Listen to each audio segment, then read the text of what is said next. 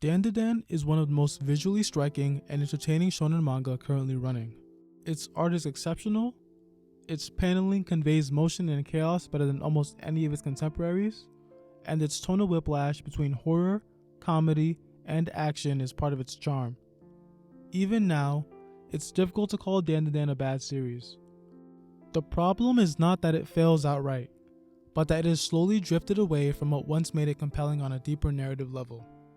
At its core, Dandadan suffers from a lack of commitment. Commitment to its characters, to its romantic throughline, and to the progression of the plot. What once felt like intentional chaos now feels like aimlessness, and what was initially a refreshing refusal to follow convention has hardened into a pattern of stalling. Early Dandadan balanced its absurd episodic structure with clear forward momentum. Each strange encounter felt like it was feeding into something larger, whether that was character growth, romantic development, or world building.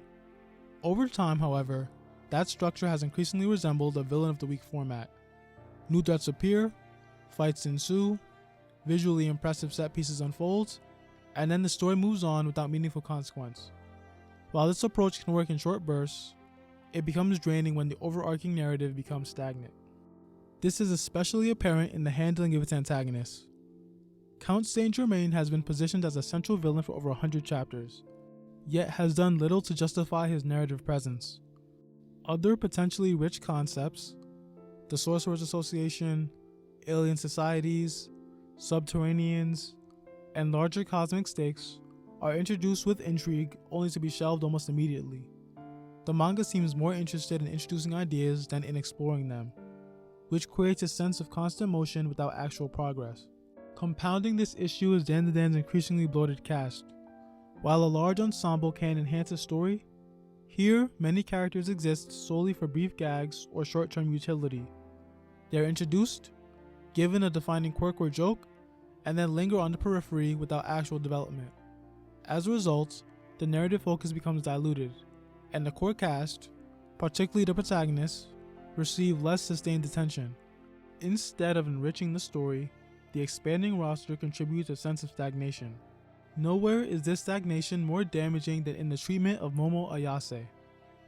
Momo is not a poorly written character, but her growth is subtle by design. She is outwardly confident and emotionally guarded, with her development occurring in brief, introspective moments rather than in dramatic transformations. This makes her progression easy to overlook, especially when compared to Okarun's more overt arc. Nevertheless, the groundwork for meaningful growth has always been present. The decision to introduce an amnesia plot for Momo undermines that foundation almost entirely. Coming directly after an extended stretch where Momo was already physically diminished and narratively constrained, the memory wipe effectively removes her agency from the story. This is particularly frustrating because the narrative itself presents plausible solutions to established characters and organizations, yet chooses not to pursue them. Instead of advancing Momo's emotional conflicts, her fear of vulnerability, her hesitation to admit her feelings, and the threat she's faced because of that reluctance, her character is placed in narrative suspension. This choice feels especially misguided given Momo's role as co-protagonist. If anything, she's the character who most needs active growth at this stage of the story. The amnesia arc does not address her unresolved issues, it simply delays them. The relationship between Momo and Okarun highlights Dandadan's broader commitment problem more clearly than any other element of the story. Their dynamic is the emotional core of the series, and it's one of the reasons why the manga initially stood out within the shonen genre. Their early interactions were marked by emotional openness and sincerity that felt refreshingly honest. The slow burn nature of their romance was never the issue. The problem lies in how the story has chosen to prolong that slow burn.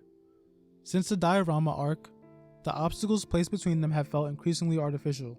They're separated for extended periods, prevented from interacting in meaningful ways, and they're subjected to repeated misunderstandings that are introduced and then resolved only partially. Romantic rivals are added not as catalysts for growth but as recurring distractions, and none of these threads are ever fully closed. Instead of creating tension, this approach diffuses it. What makes this stalling particularly frustrating is the implication that Momo and Okarun becoming a couple would somehow signal the end of the story. This assumption ignores the narrative potential of exploring an established relationship within a shonen framework, territory that remains largely unexplored. An on-screen relationship could deepen both characters, allowing Okarun's increasing assertiveness and Momo's emotional vulnerability to develop organically. Instead, the story opts for contrivances like memory loss to force progression that could have been achieved through genuine interaction. As it stands, nearly 100 chapters have passed with minimal advancement in the series' emotional or narrative core. The romance is stalled, the main plot is stalled, and secondary plot lines likewise feel frozen in place. While individual chapters still deliver spectacle and humor, the larger story feels directionless.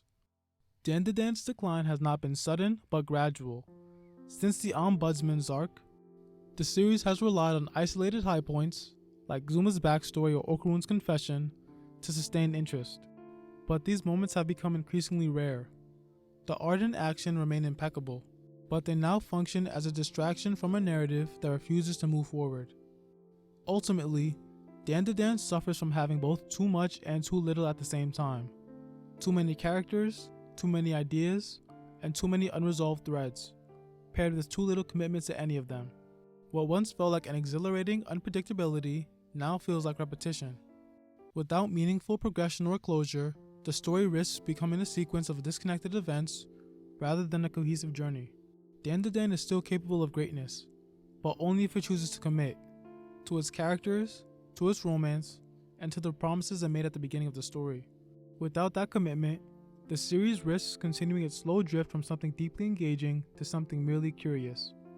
Something that we'll check in with week to week without any real investment. But that's all for now. If you guys enjoyed the video, feel free to like, comment, and subscribe. It really helps out the channel, and I'll see you guys next time.